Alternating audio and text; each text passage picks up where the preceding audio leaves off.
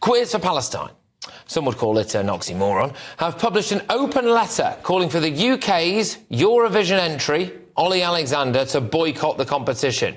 Well, are they right? It's time for tonight's head-to-head.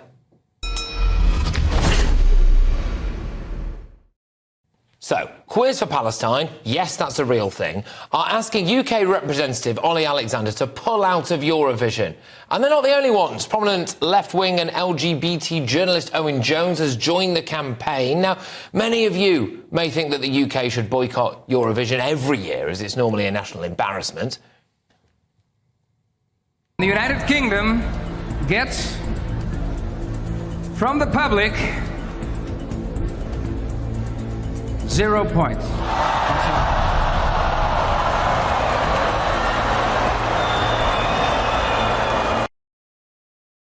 Well, Ollie is standing his ground, so he took to X to issue a statement insisting that he is taking part in the competition due to his belief in the unifying power of music. However, with over a month to run until one of the gay community's landmark events, you do wonder whether or not Ollie will be able to hold the line. They, of course, want us to boycott Israel and therefore boycott Eurovision. So tonight I am asking, should the UK be boycotting Eurovision because of Israel's participation in the competition?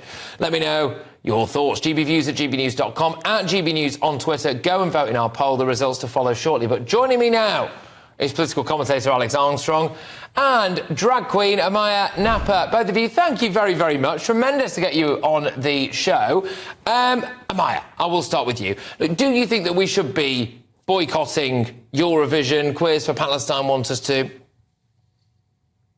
I do. I think, considering Eurovision's historical stance on political songs, and, for example, in 2021, Belarus were disqualified for having a song that was politically motivated. They then put forward another song which wasn't politically motivated and they were still disqualified, whereas Israel have put forward two songs that were both disqualified and they've still been allowed to use the same song that was originally disqualified with slightly different lyrics, which reference the October 7th attacks. So if we're going purely on Eurovision rules, right, they should not be allowed to. So can I just ask for a bit of clarity on that, just purely because I suspect that you might know a little bit more about this than I do. So you're saying that Israel have put forward a song that references the October 7th attacks, is that right? They put forward two songs, two were disqualified, then one of the songs, which was called October Rain, and it is now called Hurricane, I believe, they changed a couple of words from the chorus, but it still references the October 7th attacks. And that is just basic Eurovision rules. That's not even going into the fact that they're currently ethnically cleansing a whole state of people. And there we go. Right. OK. Yeah. All right. Well, let's park that there for a second, Amaya. So, Alex, I will throw it over to you. It's our track, for what it's worth, is apparently called Dizzy. I don't know if that contains any particular political messages.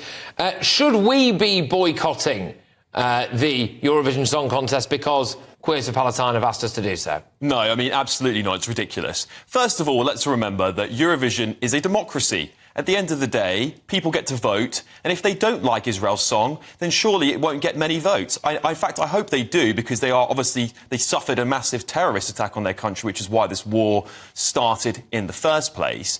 But let's just take a look at the organisation that's calling for this boycott, Queers for Palestine. I mean, it might as well be called Chickens for KFC, quite frankly, because those people are utterly delusional. There's not a single person in Palestine, or many people in Palestine, that would welcome anyone from the LGBT community. In fact, it's against the law. You'd be put in prison. And we've seen many people beheaded and killed on the streets of Palestine for far less when it comes to LGBT rights. So for the fact that the queer community or the gay community, whatever you choose to call yourselves, are now defending a state that is abhorrently against them is absolutely baffling. Well, that's arguably the key point. Amaya, can I ask you a question on that then? Can I ask you a question on that? I mean this with absolute respect, right? Which is that if you did go to Gaza, you might be tortured and killed.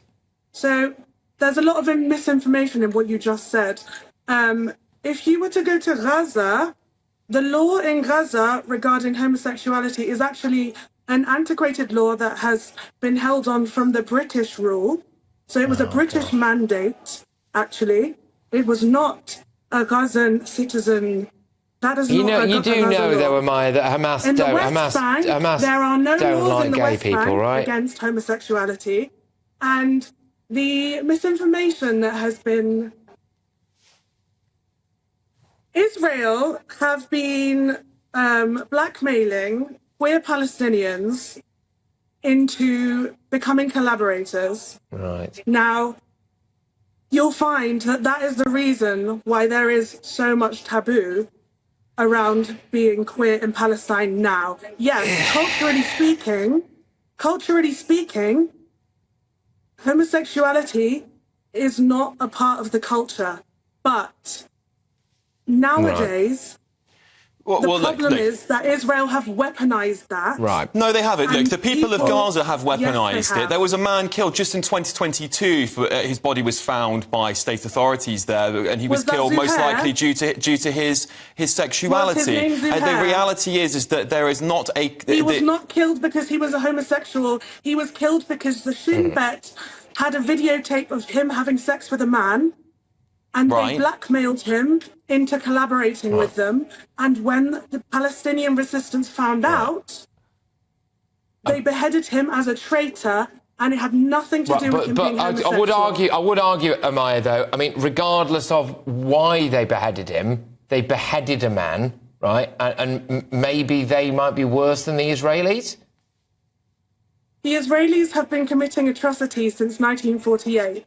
So if you cage a whole state of people and you don't allow them to have basic human rights or food or access to healthcare, and you increase that as the years go on, you cannot. Amaya, That's your cannot view. expect Fine. them- I get what you're saying. I imagine Alex might disagree with that, and certainly when it comes to the gay rights thing, I mean, Israel is seen as a bastion of gay rights in the Middle East. Alex, It's the only. Israel is the only. Hang on, Amaya. Let me talk. Israel is the only state in the Middle East that has liberal LGBT laws. Let's just get the facts straight. There, nobody's buying that if an LGBT person walked into Gaza, that they wouldn't be attacked, shot, or killed. No one's buying that. It doesn't matter how much propaganda the Queers of Palestine put out and how much spin they do. No one's buying that if you walked in as an LGBT, a trans person walked into, or a drag queen walked into Gaza,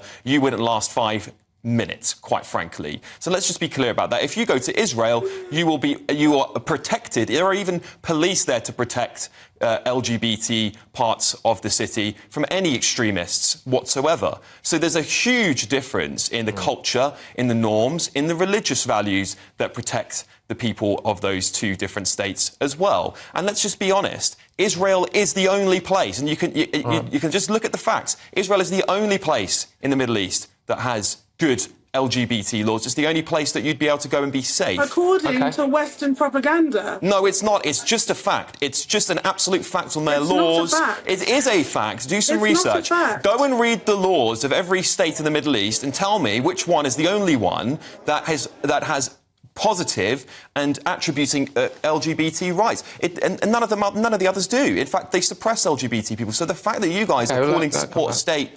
that is being, oppressing LGBT people and murdering them for so long is absolutely insane. All right, we'll let Amaya come back to that. And could I also just ask you, Amaya, as well? I think you might have frozen actually on us there. Oh, that's a shame. Okay, all right. Well, maybe we'll get it back. Yeah, I mean, look, hey, it's a debate. Alex, I'll just bring you back into it, I suppose. Then why not? Look, Alex, I mean, I suppose an argument would be, right, which is that if there is such a strong strength of feeling amongst people at the moment that the likes of Amaya have, then maybe Ollie Alexander, if he wants to preserve his career and his reputation as, quotes unquote, a queer icon, as Owen Jones calls him, then actually he's in a tremendously difficult position now, isn't it? I mean, should we even be allowing Israel in Eurovision? I mean, it's not in Europe. I mean, look, I'm not a huge fan of Eurovision myself, Patrick, but, I have indulged in it a couple of times. It's great fun. The fact that it gets politicised almost every year is nothing new to anyone that watches it. Let's not forget that the UK's received 0 points after Brexit, 0 points after the wars. Despite none of those songs have any political messaging in them whatsoever. So maybe it's the viewers who are political people, quite frankly. Look, Alex, thank you for stepping into this. I believe that we've got Amaya, great stuff. Right, Amaya is back now. Look, final word to you, Amaya, and thank you very much for coming on and taking part in this debate. What would your message to Ollie Alexander be if he goes ahead with his performance? Okay, is that him? Is he dead to the queer community? Is he? Look, I can't speak for the whole queer community. I'm just a drag queen. I would just say to think it through very carefully, because the statement that Ollie put out, I think is frankly quite insulting, and doesn't acknowledge the gravity of the situation. Boycotts have been working all over the world. Everyone has seen it, with whether it's McDonald's or large corporations. This boycott would be quite a statement, and it's not, it's more than just about fun songs, and it's people's lives. Okay. All right. Look, both of you, thank you yet again. We asked for a head-to-head. We certainly got a head-to-head. So great stuff. All right. Look, who do you agree with? Okay. Queers for Palestine want the UK to boycott Eurovision. Should we? Jen on X says we shouldn't boycott Eurovision, but we should leave it. It's a massive waste of money. And despite claiming to be apolitical, it's more political than a general election. Anthea says they can boycott it all they want. I won't be. It's one of the highlights of my year. Pam says yes, but not because they want us to, because it's rubbish and fixed. Right. Okay. Look, your verdict is in. A very specific 86.3% of you say no, we should not boycott Eurovision because Queers for Palestine want us to. 13.7% of you say that we should.